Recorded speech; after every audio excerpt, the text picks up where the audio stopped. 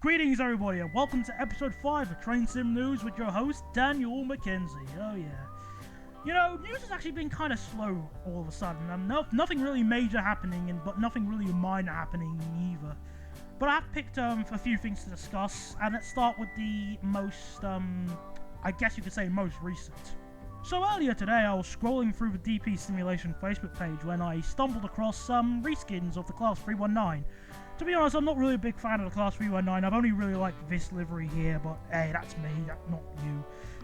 But you know, I was going to download and just try them out, just for the heck of it, because I haven't got really much to do. And then I noticed, hang on, it's only compatible with the Midland Mainline 319. For those of you who don't know, there are two Class 319s you can get off Steam. The first one was the standalone one that was released sometime last year, I think. And the most recent one was released for February this year, which is from the Midland Mainline pack. So what are the differences between them? That's a really good question, because genuinely I don't know.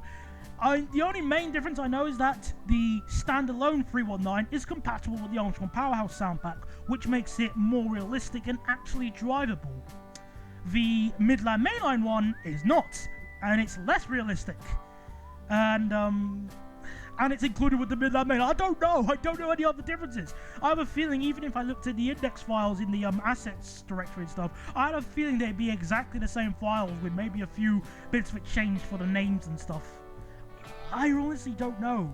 And here we have the first problem.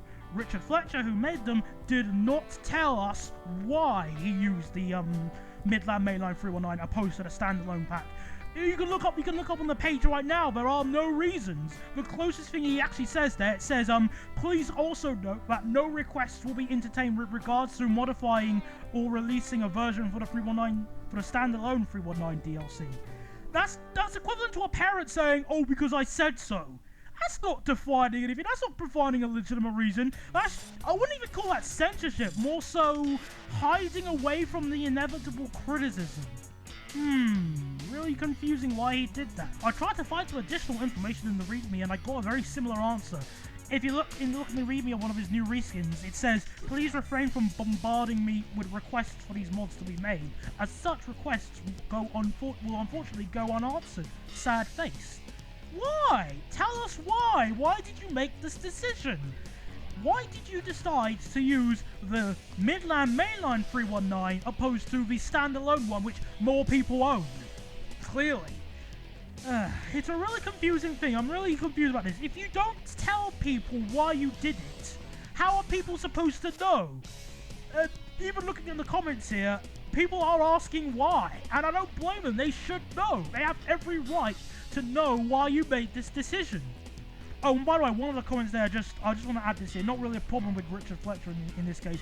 By the way, can I just say one thing to Mr. Steve here? Oh yeah, the you do better argument, that really helps. If someone makes the daring, vile, disgusting option of you know, criticizing someone else's work, they are wrong. Please, the you do better argument, I expected more. So yeah, that's the overall situation. It isn't Blu-ray levels of stupidity, or anywhere near stupidity, it's just really hiding away from the inevitable criticism. And I don't even have anything against the guy, which is, I don't know. The next thing to discuss is something that I only discovered quite recently after I started editing this episode today.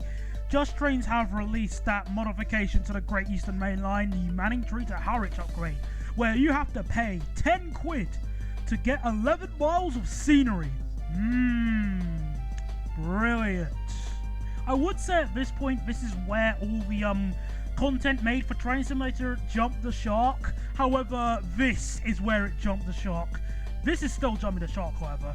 I mean, think about it. You pay £10 just so they add scenery. Oh, they got some custom objects here and there, but no, it's a scenery upgrade. You still need the route in order to use this. So in total, if you want to have this scenery upgrade down the route, you're paying, as near as makes no difference, £35. Meanwhile, in the MSTS release, which is selling for, what, £22, £23? So I got it for 17 when it was at the time, but hey, MSTS gave you more for less! I mean, yes, I understand that there's more to model, more detail, but still, shouldn't it even out a bit? £35 in total? Not to mention, there have been a few missed opportunities with this release. For example, you got the 360 reskin in National Express Tangled, that was one that was omitted. And maybe, this is a rough idea in regards to the Great Eastern Mainline. Just a rough idea. I think quite a lot of people will appreciate this. I don't know. Oh yeah! Extend it to Norwich! Wouldn't that be a good idea? Yeah, being able to go all the way to bloody Norwich. Or hell, even Lowestoft or Cambridge. That would have been something. With that being said, I do think more people would appreciate being able to go to Norwich alongside the Harwich branch, because then you could at least drive the full length of the GEML. And when you compare it to other main lines in Great Britain, the Great Eastern Main Line isn't actually that long in comparison. Oh dear. Call me ungrateful, but at the end of the day, this is a payware modification to an existing route. And even then, it's a very small modification. It's not a complete redoing of the route. It's just adding scenery to one section of an existing route. Maybe just because it has a few custom models doesn't mean it's exempt from being a modification or something like that. Though, that being said, I'm going to assume the community is already perfectly fine with things like this, considering of how much they'll reverse cowgirl anything Yarns from Powerhouse produces. But hey. You know what they say, the more the merrier. And that's a Shadow the Hedgehog reference for you. Anyway, the next thing I'd like to discuss is what I have planned for a future news show episode, most likely 2 weeks from now. I'm going to dedicate that episode to piracy. Stop playing that song, it takes all the seriousness out of it, seriously. Okay, here's the gist. I've created a survey monkey. And you gotta help us. Yes, I know, I stooped that low. Basically, I'd like you guys to fill in this survey regards to piracy. It's 10 questions long, it shouldn't take no more than 2 to 3 minutes. And overall, I'd like to see your opinions and input to what you think about piracy and how it will affect Train Simulator, etc, etc. You're not going to have to worry about losing your anonymity or stuff like that. In fact, the closest bit to losing your anonymity is your age. And even then, it's not your actual age, it's an age range. So, yeah, you haven't got really anything to worry about regards to that. The reason why I'm conducting this survey is so I can compile and take a good look at the opinions and thoughts and beliefs of other people in the Train Simulator community regards to piracy and how they think about it. I feel that it's a really important and interesting topic to cover eventually on the new show.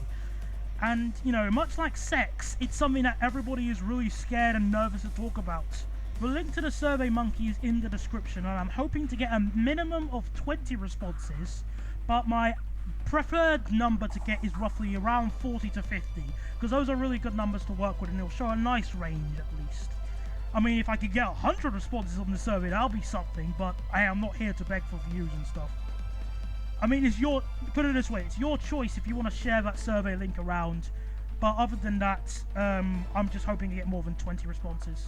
Few things left to say. There is no point in filling in this survey if you don't play Train Simulator 2015.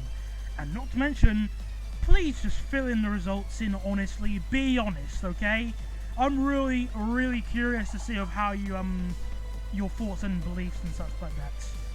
But other than that, well, that's all I've got to say. Thank you very much for watching, and I'll see you next week where I have another good topic planned. See you later, and have a good night.